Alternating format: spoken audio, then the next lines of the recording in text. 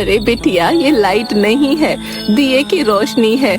हमारे पास इतने पैसे नहीं है कि हम लाइट का कनेक्शन ले पाए। दिए बना के जो कुछ मिलता है उसी से घर चलाती हूँ। और काकी, आपने तो पूरे गांव की परेशानी ही दूर कर दी। अब दिवाली मना सकेंगे हम। मेरे लिए 50 दिए कर दो।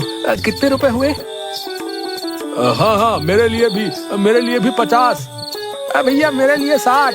एक साथ इतने कस्टमर्स को देखकर काकी बहुत खुश हो जाती है। वो सबसे कहती है, क्यों नहीं, सबको दिए मिलेंगे, लाइन में आ जाओ। लोग लाइन में लगकर दिए खरीद रहे होते हैं। काकी उनसे पैसे लेती है और बहुत खुश होती है। इधर एक ओर काकी के पैसे की टोकरी भर रही होती है, तो दूसरी ओर दिए की टोकरी खत्म हो चली होती है।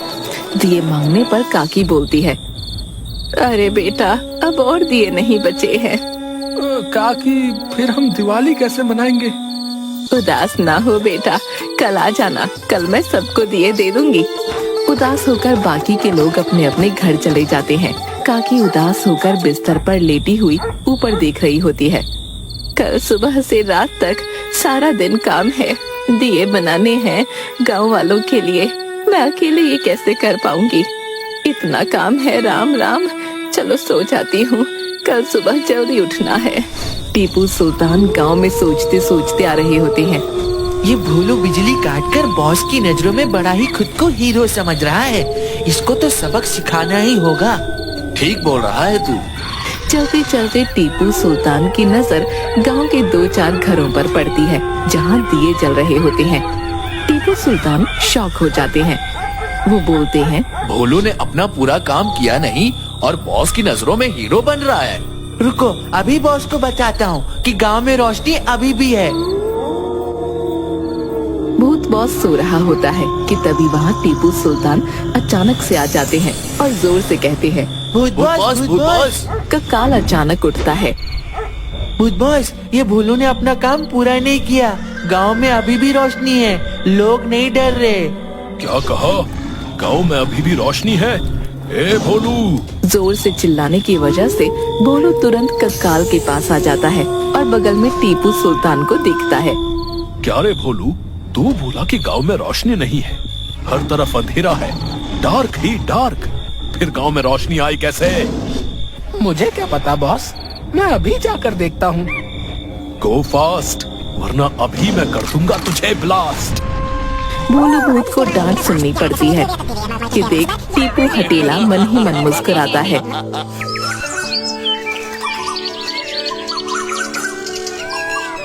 भोलू पेड़ पर बैठा बैठा सोच रहा होता है कि उसकी नजर काकी पर पड़ती है।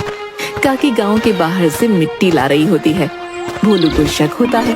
वो काकी का पीछा करता है और देखता है कि काकी मिट्टी से दिए बना रही है। भोलू ये देखकर फिर सोचता है, अच्छा, तो ये काकी है जो मिट्टी काटकर दिए बना रही है और गांव में बेच रही है। इस तरह तो गांव वाले दिवाली मना लेंगे। अब मैं काकी को रोको कैसे? आइडिया, अगर मैं काकी की मिट्टी काट दूं तो ना रहेगा बांस, ना बजेगी बांसुरी। भोलू दौड़ कर जाता है उस जगह जहाँ से काकी मिट्टी काट कर ला रही होती है। वो फावड़ा उठाता है और वहाँ की सारी मिट्टी काटने लगता है। मिट्टी काटने के बाद भोलू सोचता है, अब तो मैंने काकी की सारी मिट्टी काट दी। अब देखते हैं कि काकी कैसे मिट्टी कटती है। आइडिया, एक काम करता हूँ, इस पर पानी डाल देता हूँ, तब काकी की मेहनत पर पानी भी मिल जाएगा। हाँ। भोलू सारी मिट्टी काटकर उस पर पानी डालकर मुस्कुराते हुए आराम से वापस पेड़ पर जाकर सो जाता है। काकी गीली मिट्टी को देखकर बहुत ही खुश हो जाती है कि उनकी आधी मेहनत खत्म हो गई। उन्हें मिट्टी भी मिल गई, वो भी कटी हुई और वो भी गली। ऊपर वाले, तेरा लाख लाख शुक्रिया, तूने इस बुढ़िया की लाज रख ली। अब मैं जल्दी जल्दी दिए बना सकूंगी और गांव वाले दिवाली मना सकेंगे।